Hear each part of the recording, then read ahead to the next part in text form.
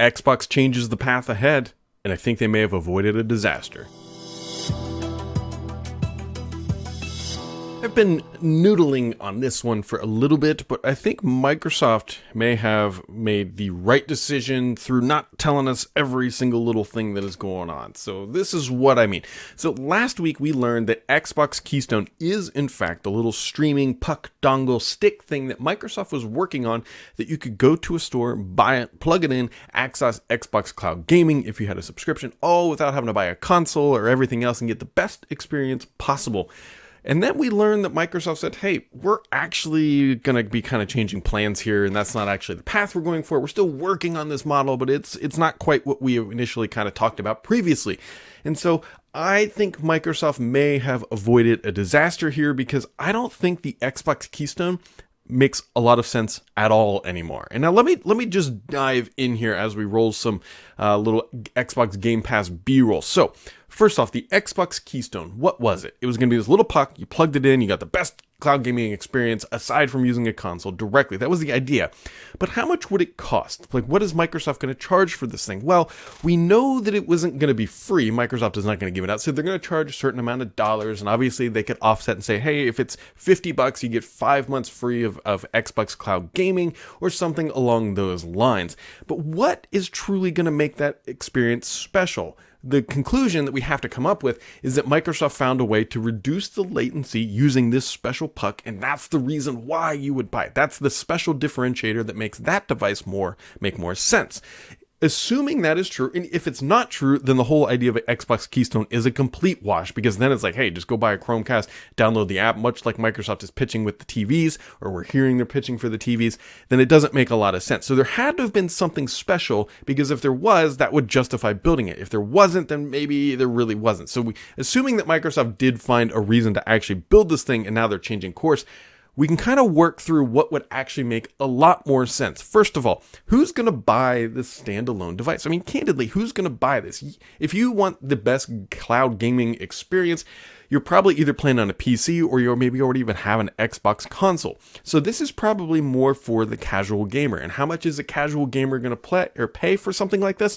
Well, that's hard to tell, really. Are they going to pay $50 plus the controller? Does it come with a controller? That's a whole nother conversation. But the point being here, what price point makes sense for something like this? And it's got to include a controller, because again, you're going after the casual gamer, not necessarily the hardcore. Now, if you're saying, well, Brad, maybe the hardcore would use it, and they're going to pay $40 for a device like this, maybe. But again, how big is that market? Are they going to sell tens of thousands of those? I don't really know if they ever would.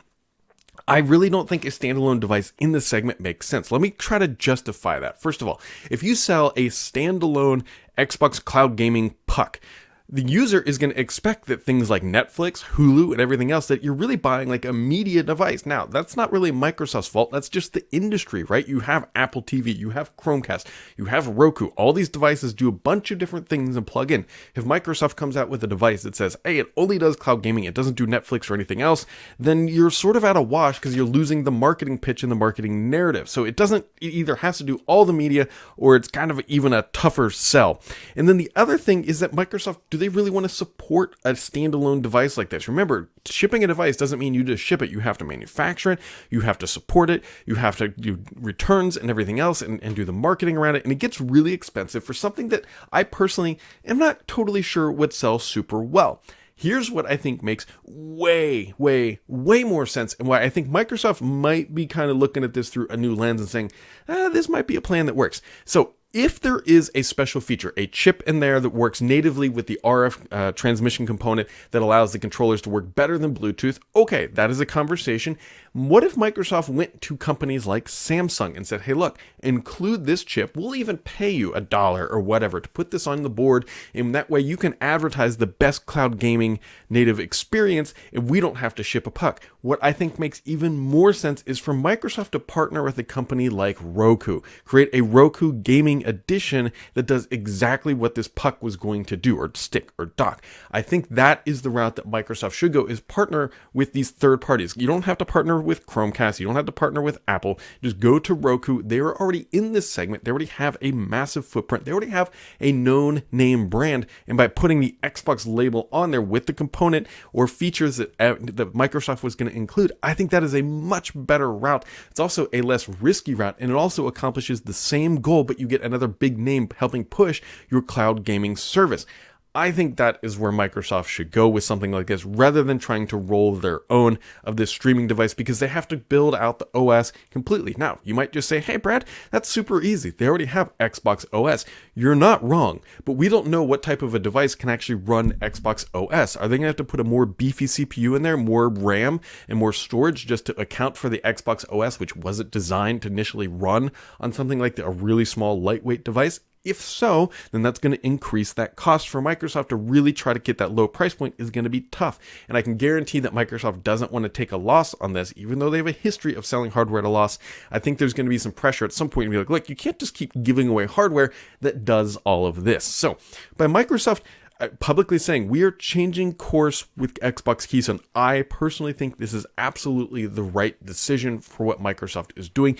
Get your components that you need to run Xbox Cloud Gaming directly into TVs, get them into Rokus, get them to everything else, rather than trying to go at it alone. Because if Microsoft does go at it alone like that, then it's a harder pitch to these companies like Samsung. It's like, well, why should we partner with you? We're actually competing on certain aspects, more so with Roku, I should say, at the end of the day, than a Samsung or an LG TV. All that being said, we're going to have to look and see where Microsoft truly does take Xbox Keystone. I think they kind of had a reality situation like, is this thing going to sell?